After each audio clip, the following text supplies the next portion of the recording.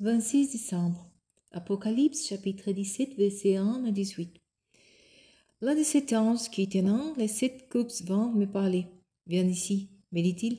Je te montrerai les jugements de la grande prostituée qui est assise sous les grandes os. Les rois de la terre se sont livrés à la débauche avec elle, et les habitants de la terre se sont enivrés du vin de sa prostitution. Il me transporta alors l'esprit dans un désert. Je vis une femme assise sur une bête au pelage écarlate. Cette bête était couverte de tirs insistants pour Dieu. Elle avait 7 têtes et 10 cornes. La femme était vêtue d'habits de pourpre et d'écarlate, et parée de bijoux d'or, des pierres précieuses et des perles. Elle tenait à la main une coupe d'or pleine de choses abominables et d'obscénités dues à sa prostitution.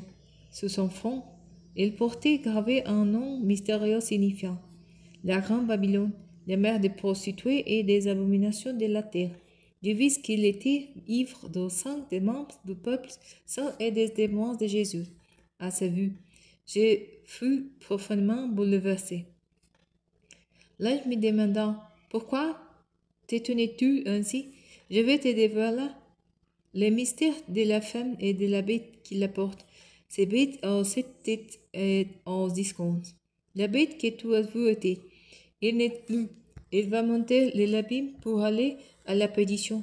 Les habitants de la terre dont le nom n'est pas écrit dans le livre de vie depuis la fondation du monde s'émerveilleront en voyant la bête, car elle était, elle n'est plus et elle viendra.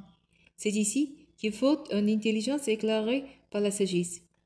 Les 7 têtes sont 7 montagnes sous lesquelles siège la femme, mais il représenta ainsi 7 fois. 5 d'entre eux ont été renversés. Un autre règne est sa maman, et un autre n'est pas encore venu.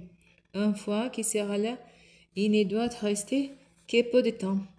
Quant à la bête qui était et qui n'est plus, elle est elle-même un 8e roi. Il est aussi l'un des 7 et il va à la perdition. Les discours que tu as vus sont 10 rois qui ne sont pas encore parvenus au pouvoir, mais ils recevront pendant un heure l'autorité royale et ils les exerceront en commun avec la bête. Ils poursuivront en même but et mettant leur puissance et leur autorité au service de la bête. Ils feront la guerre à l'agneau, mais celui-ci les vaincra, car il est le Seigneur des seigneurs et le roi des rois. Les siens, ceux qui ont appelé et élus, ceux qui sont fidèles vaincront avec lui.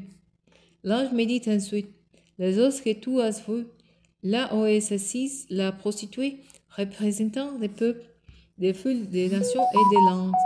Mais les 10 cornes que tu as vus, ainsi que la bête, prendront la prostituée en main, et la dépouilleront de tout ce qu'elle a et la laisseront nue.